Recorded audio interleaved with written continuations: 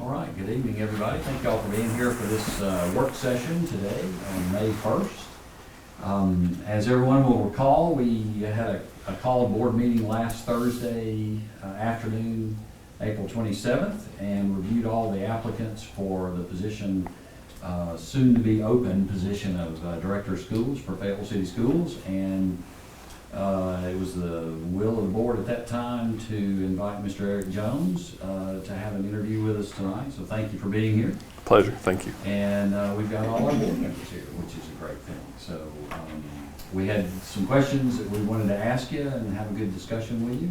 And then our board meeting will follow. A normal May board meeting will follow. We want to take this time to just have a good session with you to talk. So Sure. I think each board member has a question that he or she would like to ask, and I'll just let it be a free-for-all. Whoever wants to go first, just dive on in. I'll go first. How do you create a culture to ensure your system is considered the best in the area and an environment in which people will consider moving into your district to be a part of this school system? I appreciate the question. That's a really good one. In my opinion, one of the things that you would want to do in order to have all those situations completed would be you want to definitely try to lead by example, show people that you care about the students, you care about the school system. But then beyond that, you want to make sure that the teachers who are teaching and interacting with the students on any given day and every single day feel the same way. So it's not enough to just say, you know, we're a family, we care about the students. You really, in fact, have to show that. And the students are very savvy, even the young ones, kindergartners, first graders. The little tigers know who's in and who's not. So the truthful answer to your question is you reinforce the people who are in, and then you motivate and mentor those who aren't as much to try to get them in the same situation. And if it's not a good fit, sometimes you got to call that it's not a good fit. So at the end of the answer, I would like to just point out that a lot of it has to do with retaining the right teachers and then recruiting like people to come be a part of the school family. I'm gonna go next, is that okay? Do you wanna go next? My question kind of piggybacks, I think, off of some of what you said, so I wanna go next. Okay. So mine is,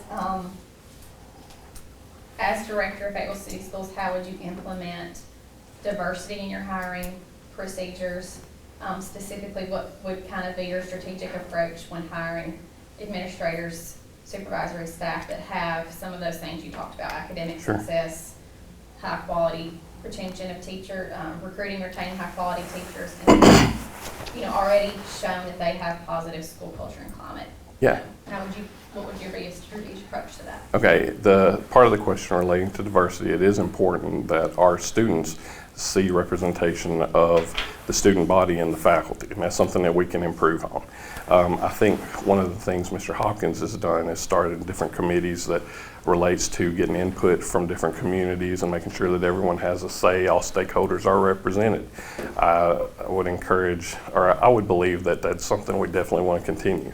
As it relates to bringing in personnel, one of the things I think we need to do is develop relationships with the colleges and universities. We've had good relationships with them in the past, and we still have pretty good relationships with them, but since COVID, everything's been a little more tricky to interact.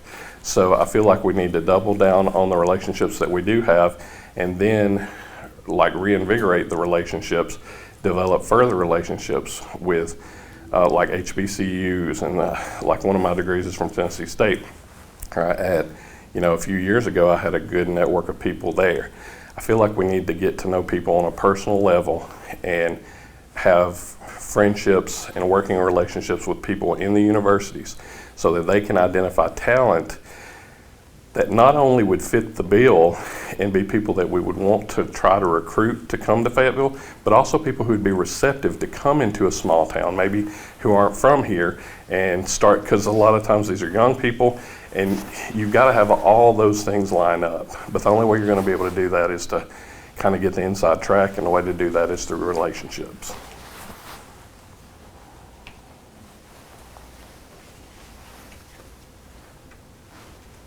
Okay. Sure. Sort of in line with their questions. Do you still see yourself being a part of this system 3 to 5 years from now? And if so, what would be your vision for Fayetteville City Schools? I do. I see even a little beyond that. Of course, regardless of the outcome of the interview and everything, I'd like to retire a Tiger. 5-6 years is the earliest, but somewhere in that wheelhouse would be a time that I would consider looking, at next steps. Now then, for 5 to 6 years, I have nothing but Fayetteville City, directly as where I want to be in one form or another, and where would I want the city to be, the city school system. That's a good question. I'd like to see us really trying to realize our motto of big enough to make a difference, small enough to care. And along with that, we've always wanted to try to be the best small school system in the state of Tennessee. And I think at different times we've achieved that.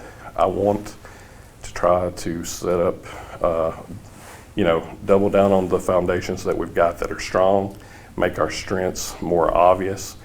Any areas where we need to improve, get them improved to an acceptable level as quickly as we can, and then get them up to a high level so that we can basically lay claim to that title on a consistent basis. I'd really like for all the foundational stuff to be done. I'd like for us to have the relationships with the colleges and universities. I'd like for us to have the relationships with the other schools, districts, so that everybody knows when we're having the conversations about whether it's recruiting teachers or retaining students, which is, since COVID is an issue in a lot of places, that we have access to people who have knowledge that because we're small, we may not have access to as easily. But we have somebody who's going to help us understand what some of the bigger places with more resources, as they're mining down into their data and they're seeing trends and correlations that maybe we don't have access to, that they feel confident calling us and talking to us about, well, you're small, so you see trends first. What are you seeing with these things? Well, and in turn, we'll tell them what we're seeing as the early people, kind of the point people on education in a small system. They can say, well, this is what our metadata is saying, and this is what we believe will be a trend as we go on, and we're doing these things to try to initiate these strategies to, either avoid a problem or to increase a benefit educationally. So to put a point on it, make sure the foundations are as rock solid as they can possibly be for perpetuity. Thank you. Okay. If a parent contacts the board with a concern, what would you do as the superintendent? Okay, so I may ask for clarification a little bit, but I think if a parent calls the board with a concern, then the board would tell me as the superintendent. Is that the presumption? Okay. Well, it depends on the circumstance. If the board makes me aware, obviously, if there's something that the parent has a concern about, I would want to investigate and try to determine why the parent has the concern. As teachers and educators, we are all public servants. It's important to take concerns of our students and our teachers and their parents very much so, take those all into consideration to help us and inform our decisions and inform the day-to-day operations. So if there's a concern, I'd want to investigate it, try to determine, if there's something that we could do better to improve, or to try to determine if there's an issue with communication maybe. Because a lot of times when you're dealing with the large numbers of people that we do, a lot of times concerns come from a miscommunication. So I would just try to figure out where we're at, and then I would probably confer with the board to make sure the communication between the parent to the board and then the board to the superintendent is all completely understood so that we've got a good place to start from. So, but definitely, if there's a concern, we want to know what it is so we can see if there's something we can do to help. Thank you. Yes, ma'am. Thank you. First of all, congratulations Thank you, sir. on being selected to do this job. I've been on the board for 20 plus years, so is Mark. Jennifer's trying to catch us on that. So, Good ways to go. we know you.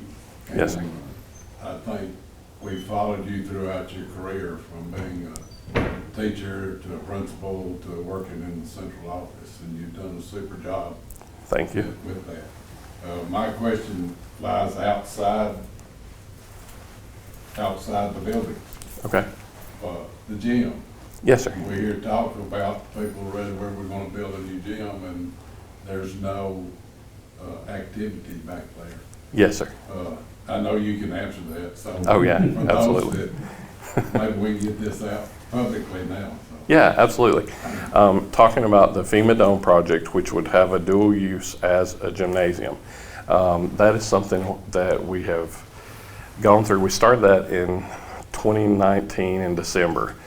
We had a grant that was in the first iteration, went through, then COVID happened, we had multiple delays. Long story short, we get to a point where we go to bid and inflation due to supply chain issues has doubled or more the cost of the project.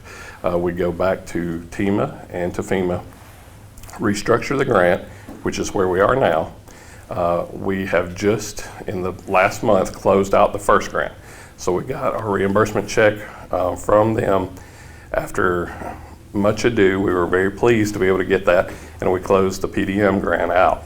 Now we're at a phase where we are waiting on TEMA and FEMA to release the announcement of the new grant, which will go through a senator. And once that announcement is made, then they'll release us to be able to go to bid, because the first grant actually counts as the first phase of the second grant.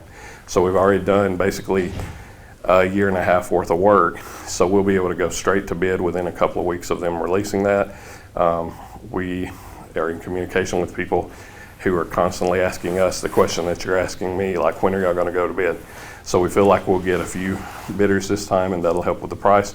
Also, it's gonna be more favorable because we're going from a 25% contribution on our part to a 5% on eligible costs. So everything that makes it a tornado shelter or a storm shelter, temporary storm shelter, all that'll be paid for at 95% by the federal and state government, and then we'll repay the 5%. Now then, to answer when will it be built, hopefully soon. We are still waiting. We were in a good position. There have been some delays due to tornadoes and storms in the south, and obviously when you're in a situation like this, they kind of do a triage. So our project will get delayed until they get some of those immediate needs for the communities that have been seriously impacted, and they need to have roads cleared. And one of the things they mentioned, which never occurred to me but was interesting, there are a lot of boats that are at the bottom of the Tennessee River, and there's ecological problems and logistic problems. There's also fish and wildlife problems, and they're trying to get some solutions for the funding's taken care of, but they're trying to get the physical solutions to get them out. So that's a big project that they're working on. When some of those things are cleared, they'll clear ours, and then we'll be able to move on. I'm hopeful in the summer, something like that, but it remains to be seen. But it is still definitely an ongoing project, and we're looking forward to it coming to fruition. No one more than I. Thank you for sticking to it. Oh, absolutely, It's been a process. absolutely. Yeah. That's another thing. Where do I see? I was like, I'll see us with a very safe place to go when the storm. 3,000 of our friends. Yes, absolutely. Friends and neighbors. That's right. My question has to do really with, as you look at the Fayetteville City school system at the macro level, tell us what you think the greatest strength, and this is just an opinion question, what do you think our greatest strength is in the school system? And then what's an area that you want to focus on and make a priority to really make some gains and improvements in? Absolutely. Greatest strength are the children. No question about it. We've got great young people that come to be educated with us, good families and good family support for the most part. For human endeavors, it is about as close to ideal as you would want. That being said, as we talk about our strengths, the students touch everything. So whether it's academics or whether it's athletics or whether it's extracurriculars and just public relations, our best PR are when our students are out and about, and we all know that. So we're blessed to have them. As far as an area where I would like to see us improve, I would like for us to be able to improve, to have better understandings at every level of how the testing relates to the curriculum. And our teachers do a good job and our coaches do a really good job. But I think sometimes one of the things that we could do, and it's become more evident to me in the course of this year because we've had some really good conversations. Mr. Hopkins and Ms. Dodson have had a lot of good efforts to bring people from the state in. And as we look at it, I realize that we're teaching the standards and we're doing everything with a lot of fidelity and a lot of effort, but sometimes not knowing how a test is made and maybe not understanding statistics in the way that we could to optimize those efforts. I would like to see us do those things better, and I think that would reflect more what's happening in the classroom as far as the quality of education as it in regards to the state testing. Another thing, I want us to continue to really beat the drum to do well on ACT and SAT in order to get scholarships, but I want us to do that in a way that communicates those efforts out. I'd like to see some of those things be kind of first on the agenda. I think the one would help the teachers, their approach, which would pay dividends, and then I think the other is just something that we're doing, but we're not overtly doing it as much. So I think we could do a better job in our communication with that potentially. Anything you'd like to ask the board? It's an unusual kind of a situation. I know you all, so That's right. I don't know that there's any specific question because there is some familiarity. That's good, but it can also be a double-edged sword. I don't have any specific questions for the board. I feel confident in all of your actions, and I've always appreciated your support on, from the perspective of a teacher, administrator, and a supervisor, and I trust your judgment. So, I would typically end an interview with, was there a question that you anticipated that you really wanted, you had a great answer to, that you really wanted to, or hoping we would ask you, and we did? I like that one. I really like that one. No, I feel like the questions that were asked were questions that are student-centered and really where our hearts are, and I kind of anticipated that that's where we would be. So really and truly, with the familiarity that we have, I feel like the bases are covered, and we know strengths, we know areas where we can improve, and we know that there's a lot of good work to do for the students of Fayetteville. Very good. Appreciate that. Yes, sir. If the board has nothing else, I guess we'll thank you for your time, and we'll be in touch. I'm honored from the invitation. Thank you so much. Yeah, see you. All right. Yeah.